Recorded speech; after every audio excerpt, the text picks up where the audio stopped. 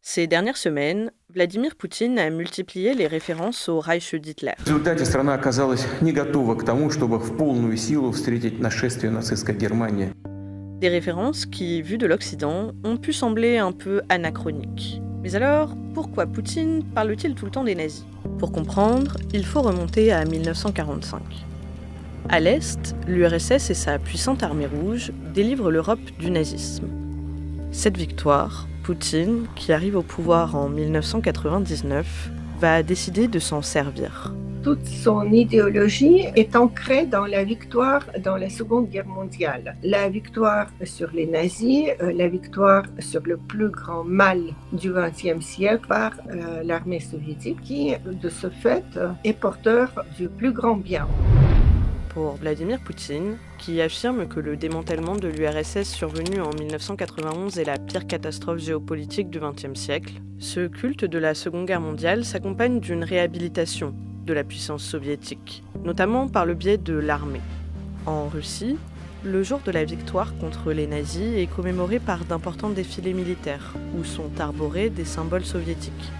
Quand Poutine s'adresse aux troupes sur la place rouge, pendant le défilé, il s'adresse aux camarades. Donc ça, c'est déjà un symbole très fort. Mais Poutine est face à un défi.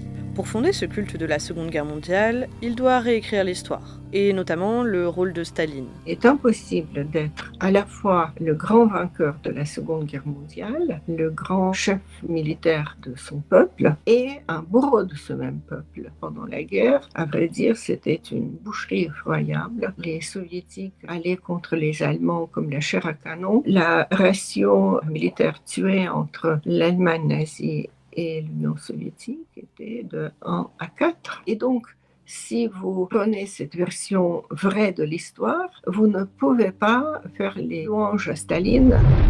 Cette vision exaltée du passé se transmet aussi par l'éducation. Dans les programmes scolaires, les crimes de Staline sont présentés comme des dommages collatéraux de la modernisation et de l'unification du pays.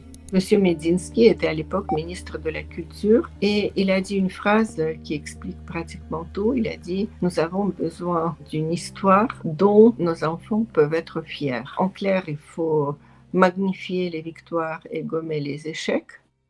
La stratégie semble payante. En 2018, la moitié des Russes âgés de 18 à 24 ans n'avaient jamais entendu parler des répressions de l'ère stalinienne, selon un sondage commandé par l'État. Pour verrouiller le récit officiel autour de la Seconde Guerre mondiale, l'arsenal juridique a été renforcé. Adoptée en 2014, la loi contre la réhabilitation du nazisme permet de faire taire les critiques contre le pacte germano-soviétique. Cet accord de non-agression, qui inclut des protocoles secrets de partage de l'Europe, a été signé en 1939 entre l'URSS de Staline et l'Allemagne nazie. En Russie, rappeler que l'URSS a envahi la Pologne en 1939 en coordination avec les nazis est passible de 200 000 roubles d'amende, soit un peu plus de 2 000 €. Cette politique révisionniste a atteint un nouveau palier fin décembre, avec la dissolution de l'ONG Mémorial. Cette association, reconnue pour ses travaux de recherche sur les répressions de l'ère stalinienne, est accusée de créer une image mensongère de l'URSS comme un État terroriste. Le Mémorial dérangeait depuis longtemps, non seulement parce qu'ils exposaient les crimes, mais parce que le Mémorial nommait les criminels. À ce révisionnisme russe, l'Ukraine va faire un affront monumental. En 2015, un an après l'annexion russe de la Crimée et le début de la guerre dans le Donbass, l'Ukraine a adopté des lois dites de décommunisation. C'est-à-dire des lois qui ont mis sur un pied d'égalité totalitaire le régime nazi et le régime communiste. Les symboles communistes sont alors interdits au même titre que les symboles nazis. En adoptant des lois de décommunisation, l'Ukraine raconte une autre histoire du XXe siècle, une mémoire qui accable l'URSS. Cette mise au même niveau de deux régimes totalitaires est totalement irréconciliable avec la glorification de la Seconde Guerre mondiale.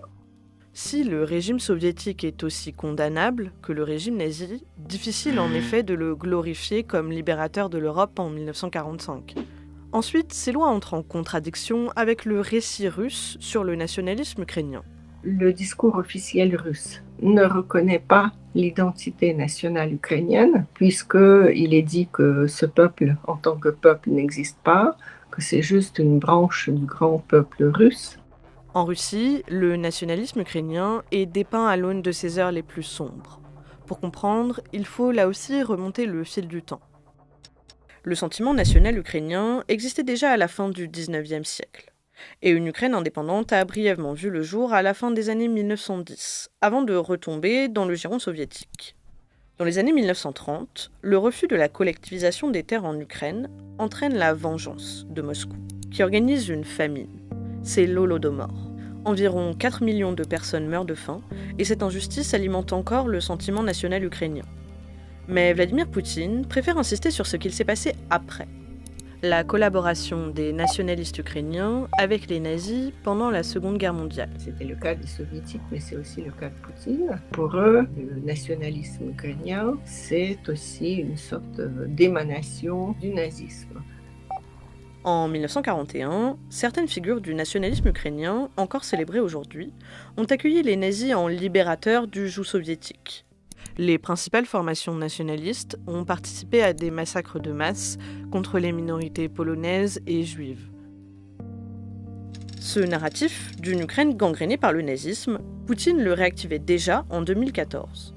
Après plusieurs mois de manifestations pro-européennes violemment réprimées, le président pro-russe Viktor Yanukovych est destitué par le Parlement et de nouvelles élections sont programmées.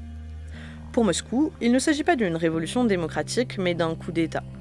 Главными исполнителями переворота стали националисты, неонацисты, русофобы и антисемиты.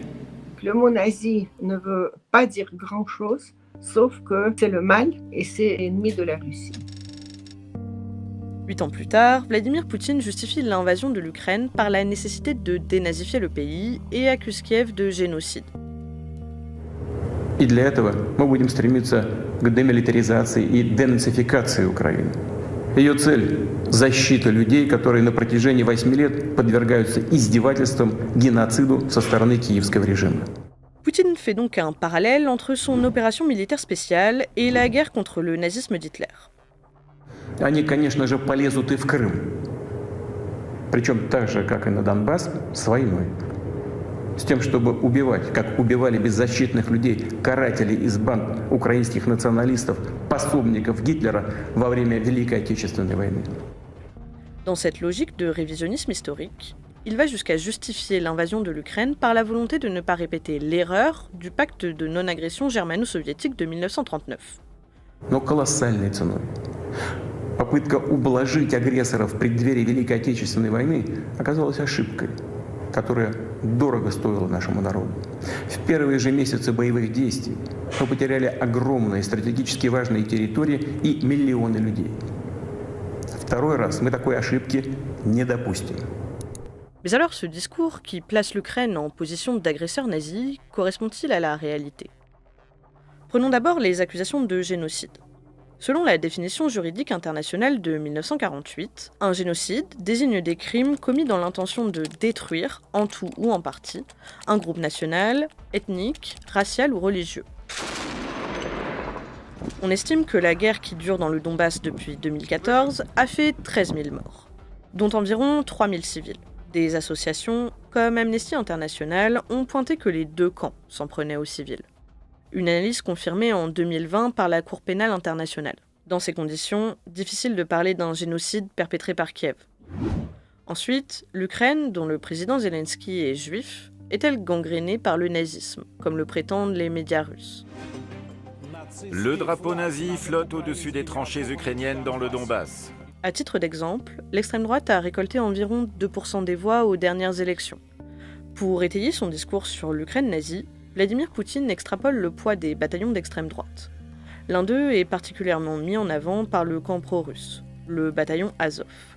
Ce régiment de quelques centaines d'hommes, fondé en 2014 par un néo-nazi, a été intégré la même année à l'armée ukrainienne. Il compte aujourd'hui environ 5000 soldats, soit 2% des effectifs du pays. Selon ce spécialiste de l'extrême droite ukrainienne, en s'élargissant et en passant sous le contrôle de l'armée, le régiment Azov se serait progressivement dépolitisé. Le régiment s'est élargi et donc vous avez au sein du régiment des gens qui n'adhèrent pas du tout au néonazisme. En clair, ces membres néo-nazis seraient aujourd'hui marginaux. Un nouvel élément peut donner une idée du niveau de crédibilité du discours russe. Le 25 mars, Vladimir Poutine a comparé les sanctions occidentales qui touchent les artistes russes aux autodafés nazis. Также запрещаются и русские писатели, и их книги. В последний раз такую массовую кампанию по уничтожению неугодной литературы почти 90 лет назад проводили нацисты в Германии. En fait, depuis le début de la guerre, le discours russe élargit progressivement sa propagande sur l'Ukraine nazie à toute l'Europe. Les propagandistes russes commencent à affirmer, je l'ai entendu de mes oreilles, que l'Europe n'a pas été dénazifiée et qu'au fond, elle reste toujours une Europe nazie. C'est aussi le sens de ces caricatures, postées par des ambassadeurs russes et depuis supprimées. En conclusion, si Poutine parle si souvent des nazis, c'est pour se légitimer auprès de son peuple, pour réactiver la grandeur soviétique et pour justifier son expansionnisme.